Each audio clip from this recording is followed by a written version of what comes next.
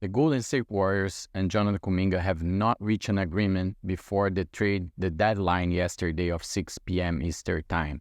So let's break down what that means for the Golden State Warriors organization, for the team, for Jonathan Kuminga, how it's that decision that will influence the regular season, the playoffs, and how that is important for both sides right now. So remember, Jonathan Kuminga next summer will become a restricted free agent, which still gives the Warriors some power over him because we as organization can match any offer that he received from other teams. But obviously we have seen that before, and we're going to talk about a few cases here on how that play out and can influence positively and negatively on how he's going to play through the season.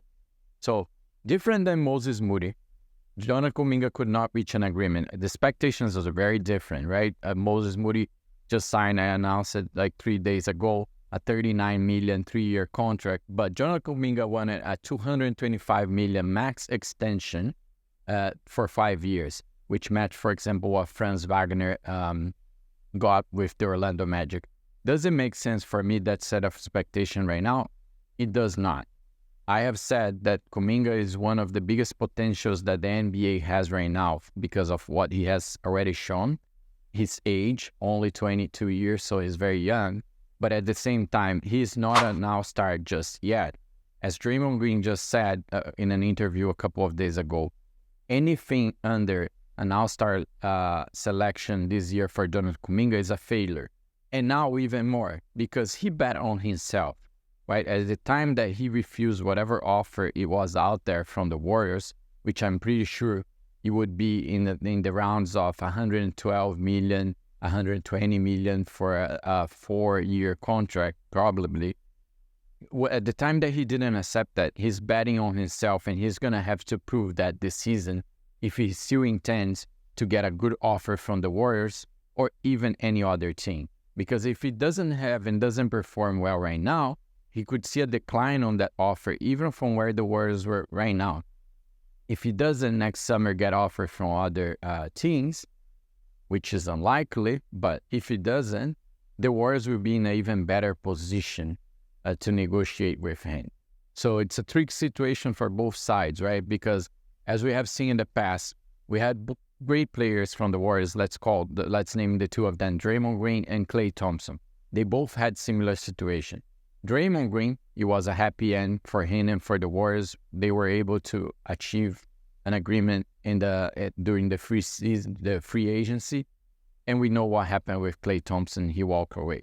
More important, when you look to the Klay Thompson perspective, is the fact that thing influenced so much on his mindset, on his game, as many has already shared, and even Stephen Curry and the other players have shared how he was throughout the season. So the fact that he couldn't reach an agreement and he felt undervalued influenced a lot and impact on his game, and that's what could potentially happen with Kuminga. I think it's tricky.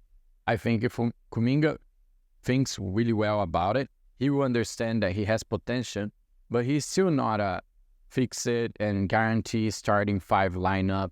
He's going to that third position, number 3, small forward, that he needs to prove that he's capable to have a better shooting selection, that he can get better on defense, that he can achieve that all-star level, and more important, that he can step up to be the second guy the Warriors need right now.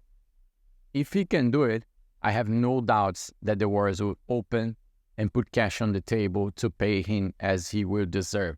If it's a key part of the Golden State Warriors that goes to the playoff, I have no doubts that the Warriors will play him. The Warriors have shown already over the years that they are willing to explode that cap space as long as it giving return. It means that we are going for deep playoff runs, title contender. And if Kuminga explodes to an all-star level, I have no doubts that we'll be there, because the depth of our roster and then a second guy coming and pairing with Stephen Curry on that backcourt and potentially Andrew Wiggins as well, it's going to be a lot of firepower. So we know Kuminga is athletic, he's young, he has shown, and he's taking big leaps year by year.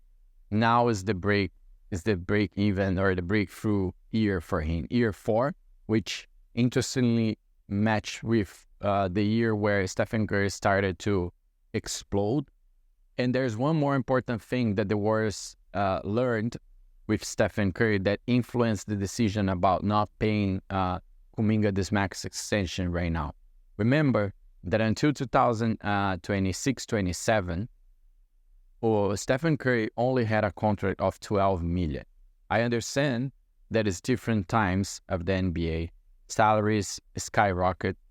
But at the same time, that was for what he was delivering. Remember, 2026-27, he was already 2 times MVP, 2-time champion, and he was still making $12 million. That fact allowed the Warriors to create the dynasty that they are today. If you look deep, that allowed the Warriors to keep Klay Thompson, to keep Draymond Green, to bring other players, to bring Kevin Durant. So the Warriors are basing a lot of that. They know they still have 3 years of Stephen Curry contract, the max extension he just signed. And then you have Draymond Green pairing with that as well, and Andrew Wiggins a couple of years more. So you already have a lot of space committed. Paying $225 million to Kuminga right now without guaranteeing that he's going to step up to be a guy of that value is very risky for the future of the organization. We will sacrifice a lot of the roster space and the cap space for the next year. So I think it's, if Kuminga doesn't let this thing get into his mind in a negative way, and instead he takes this as, I just need to play my best, I just need to show that I'm evolving and I'm on all-star level and I'll get paid. If he goes to every day to that court with that mindset, I think he's capable of, and I have no doubts that the Warriors will reach an agreement with him. What is the negative part of it? Now, having the potential that he has and knowing that he's going to be a free agent next summer, it will definitely maximize throughout the season the trade rumors around Jonathan Kuminga.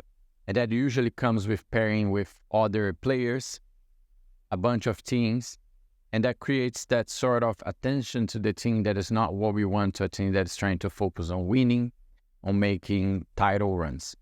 So the Warriors will have to deal with that, as they have done last season about Klay Thompson.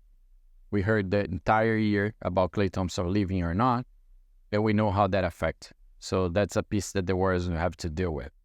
But I think they're both in a great path. I'm actually happy that they didn't pay Kuminga that amount. I'm not saying he won't be valued that amount. I think he's not yet. And the Warriors should have sacrificed the future on that. The Warriors have been an organization that had put a lot of money when they thought that would bring, like, the things were there. I think it's with Kuminga, he has this season to prove that he deserved that. And I'm willing to see, and I think he will. And I hope for the Warriors that he will, because that's definitely going to put us in a really deep playoff run, potentially a title contention, depending on, obviously, how other players play as well. So that's where the Warriors are right now. Tomorrow is the opening night for us. The NBA is starting tonight. Tomorrow we are playing against the Portland Trail Blazers at the road. Opening night, regular season coming, all the excitement building. We're going to be here tomorrow to talk about the pregame and postgame analysis as well.